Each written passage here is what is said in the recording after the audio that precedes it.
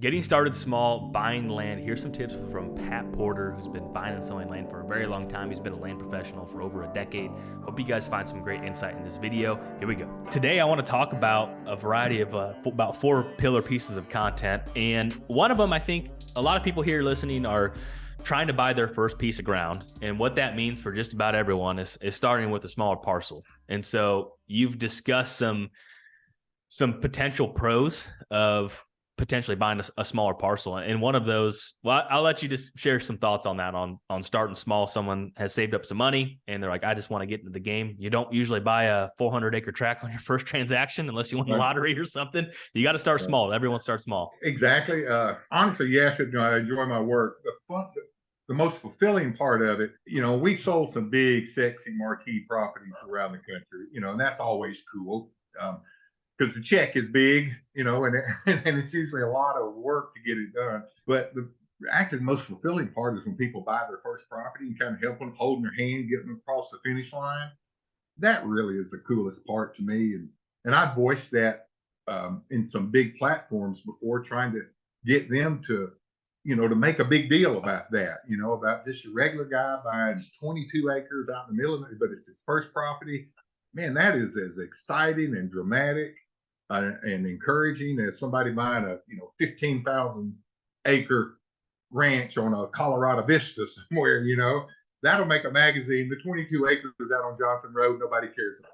Yeah, I could not agree any more with that. That's what I thoroughly enjoy that so much. And I mean, that was honestly part of the purpose of starting this podcast. Was it's such a rewarding process that, well, realistically, I can't help everyone across the country, but if I can help teach some people or have people on you and share their insight from over the years, that gives them a little bit more confidence, or lays out the playbook in a little bit more clear fashion. I mean, that's the whole goal of this. And I say at the beginning of every episode, it's to help 100 people buy their first piece of ground. And we're chugging away, and the messages that I get are really energizing and exciting, and usually get a handful every week. So I'm in complete agreement with you. But with small parcels, maybe people think, well, it's just 20 acres or it's just 40 acres. Well, to your point, it's a big deal. I mean, it's something that most people don't do. Period. There's a lot of people that want to do it, but not many people actually do it. So I just want to break down maybe some knowledge and experience that you have, that you've shared and learned over the years for first-time buyers, scooping up a smaller tract.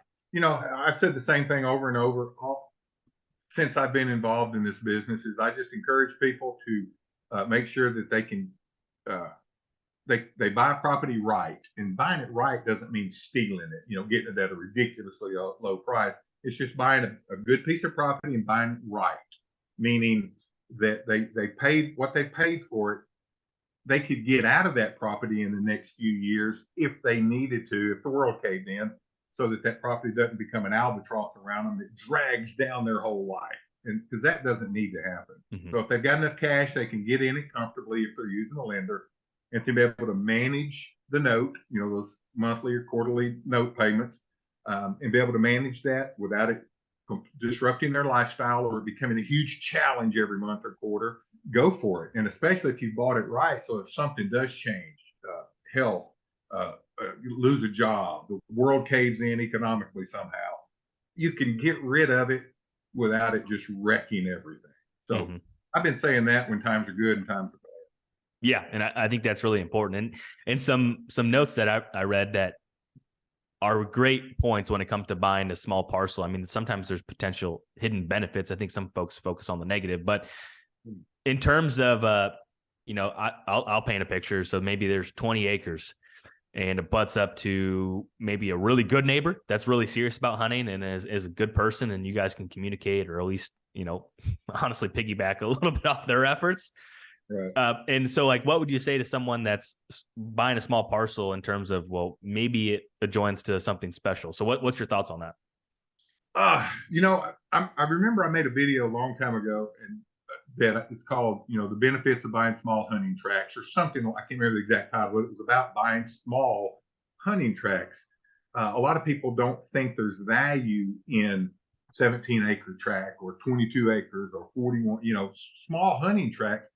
But I listed several positives in that. And one of them is if it is in a very strong area. It doesn't necessarily have to adjoin a high-end place or a national forest. But if it's in the same habitat footprint, those little small tracts can be gold mines when it comes to recreational tracts, hunting tracts. Yeah. And so I think that's a really great point. And I can tell you this, there's some farms that are really small and efficient parcels that, to your point, maybe are part of a movement that where deer are naturally going to want to travel through the farm, or it butts up to a good neighborhood. And maybe this farm's just a stepping stone too. And that going into it. And there's nothing wrong with that either.